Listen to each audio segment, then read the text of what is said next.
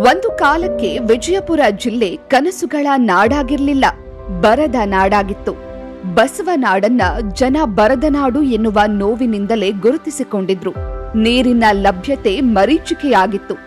ಹನಿ ನೀರಿಗೂ ಅಲ್ಲಿನ ಜನ ಪ್ರತಿದಿನ ಪರಿತಪಿಸ್ತಾ ಇದ್ರು. 2013ರಲ್ಲಿ ಬದಲಾವಣೆ ಗೋಚರಿಸಲು ಆರಂಭಿಸಿತು. ವಿಜಯಪುರದವರೇ ಆದ ಶ್ರೀ ಎಂ.ಬಿ. ಪಾಟೀಲ್ ಅವರು ಕರ್ನಾಟಕದ ಜಲಸಂಪನ್ಮೂಲ ಸಚಿವರಾದ್ರು. ಅವರು ಜಿಲ್ಲೆಯ ಬಹುಪಾಲು ಎಲ್ಲಾ ಕೆರೆಗಳು ಮತ್ತು ಬಾವಡಿಗಳನ್ನ ಪುನರುಜ್ಜೀವನಗೊಳಿಸಿ ಬೃಹತ್ ಅಕ್ವಾಡಕ್ಟ್ಗಳು, ಕಾಲುವೆಗಳನ್ನ ನಿರ್ಮಿಸಿ ನೀರಾವರಿ ಕ್ರಾಂತಿಯನ್ನ ಮಾಡಿದ್ರು. ಕೆರೆಗಳು ಜೀವ ಜಲದಿಂದ ತುಂಬಿ ಹರಿಯಲು ಆರಂಭಿಸಿದ್ವು ಹಾಗೂ ಅಲ್ಲಿನ ಜನರಲ್ಲಿ ಹೊಸ ಕನಸುಗಳು ಚಿಗುರಲು ಆರಂಭಿಸಿತು. ಕೆರೆಗಳು ಮರುಜೀವ ಪಡೆದುಕೊಳ್ತಿರುವಂತೆ ಎಂ.ಬಿ. ಪಾಟೀಲ್ ಅವರು ಮತ್ತೊಂದು ಮಹತ್ತರವಾದ ಕ್ರಮವನ್ನ ಕೈಗೊಂಡ್ರು. ಅದುವೇ ವಿಜಯಪುರ ಜಿಲ್ಲೆಯ ಹಸರೀಕರಣ. ಅವರ ದೂರದೃಷ್ಟಿಯ ಪರಿಣಾಮವಾಗಿ 2016ರಲ್ಲಿ ಕೋಟಿ ವೃಕ್ಷ ಅಭಿಯಾನದ ಅಡಿ 1 ಕೋಟಿ ಮರಗಳನ್ನ ಬೆಳೆಸುವ ಅಭಿಯಾನ ಆರಂಭಿಸಿದ್ರು.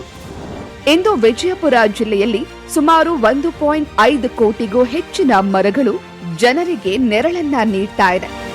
ಭೂತನಾಳ ಕೆರೆಯ ಬಳಿ 500 ಎಕರೆ ಅರಣ್ಯ ಪ್ರದೇಶ, ಮಮದಾಪುರದಲ್ಲಿ 1600 ಎಕರೆಯ ಅರಣ್ಯ ಪ್ರದೇಶ, ಶ್ರೀ ಸಿದ್ದೇಶ್ವರ ಸ್ವಾಮಿ ಜೀವ ವೈವಿಧ್ಯ ಪರಂಪರೆಯ ತಾಣ. ಈ ಎಲ್ಲಾ ಮರಗಳು ಹವಾಮಾನವನ್ನ ತಂಪಾಗಿಸುವುದರ ಜೊತೆಗೆ ಪ್ರಾಣಿ ಪಕ್ಷಿಗಳಿಗೆ ಪುನಃ ಆಶ್ರಯವನ್ನ ನೀಡಿದೆ. ಇಷ್ಟೇ ಅಲ್ಲ, ಬಾಬಾನಗರದ ಬಳಿ 2000 ಎಕರೆ ಅರಣ್ಯ ಪ್ರದೇಶ ಜೀವ ಪಡೆದುಕೊಳ್ತಾ ಇದೆ.